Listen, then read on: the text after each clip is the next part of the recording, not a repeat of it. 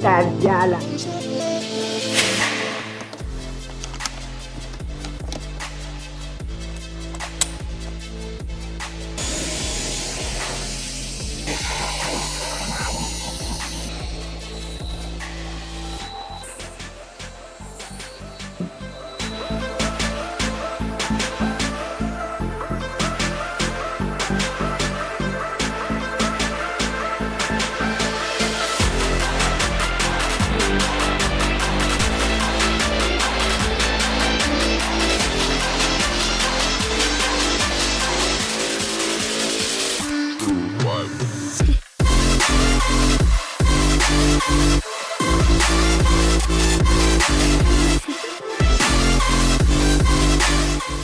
Αφού μονάσαμε γύρω-γύρω με ταινία,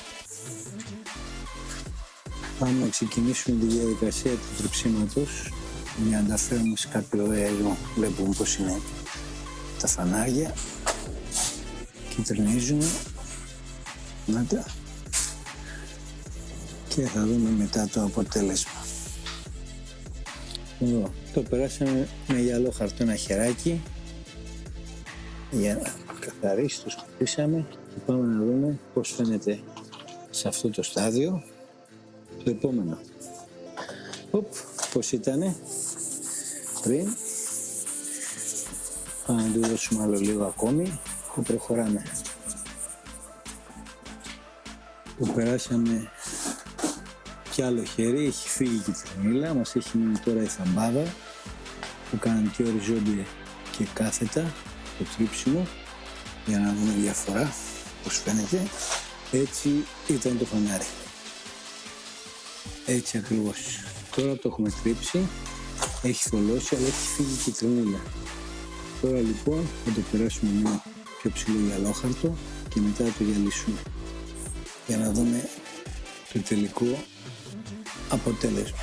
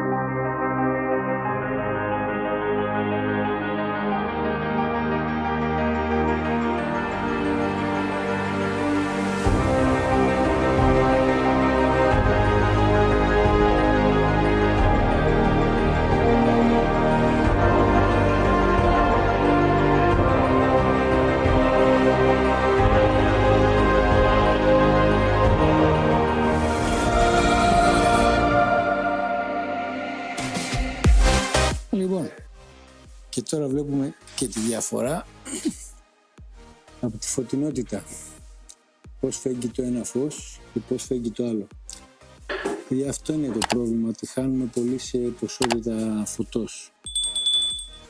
Αν εξαιρέσεις το αισθητικό αποτέλεσμα, το πρόβλημα είναι και για το πώς φαίνεται το φως. Πώς φαίνεται το ένα. Εδώ. Και πώς φαίνεται το άλλο. Και για να το δούμε και καλύτερα θα κλείσουμε τα δικά μας τα φώτα. Εδώ. Αυτό είναι το ένα που γυαλίσαμε το φως. Και κοιτάξτε να δείτε τη διαφορά το άλλο. Τι διαφορά έχει. Εδώ είναι όλα θολά. Κίτρινο από το πλαστικό και εδώ είμαστε εντελώς καθαροί πλέον. Κάνουμε μια ανακεφαλαίωση, έχουμε τρίψει με ιόχαρτο νερού, 1.000, 2.000, 3.000, 4.000, ανάλογα πόσο κατεστραμμένο είναι το φανάρι μας, ώστε να φύγει όλη η κίτρινη. Μετά με τον αλφαδόρο και με κάποια άλλη φύγη αλίσματος, εμείς χρησιμοποιήσαμε μια χοντρή και μια πιο ψηλή, για να έχουμε τέλεια αποτελέσματα. Είναι ο πιο, να το πω, καλός, ο πιο σωστός, ο πιο αναγνωρίσιμος τρόπος για να καφανάρια. Υπάρχουν και άλλοι τρόποι.